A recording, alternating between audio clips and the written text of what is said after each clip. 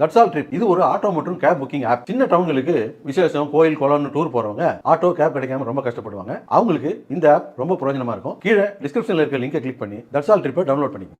தாவேக்க பரப்புரைக்கு சென்னை காவல்துறையும் அதிகாரிகள் சிலரும் இணைந்து முட்டுக்கட்டை போட்டியிருப்பது ஜனநாயகத்தின் மீது நடத்தப்பட்டுள்ள ஒரு பாசிச தாக்குதல் என விஜய் தெரிவித்துள்ளார்.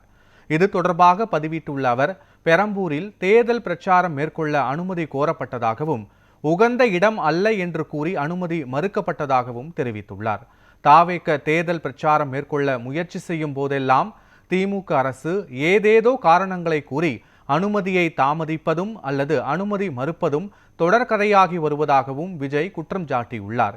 எங்களுக்கு எதிராக யார் உருவெடுத்தாலும் அவர்களை அதிகார பலத்தால் நசுக்குவோம் என நினைப்பது அப்பட்டமான அடக்குமுறையே என குறிப்பிட்டுள்ளார்.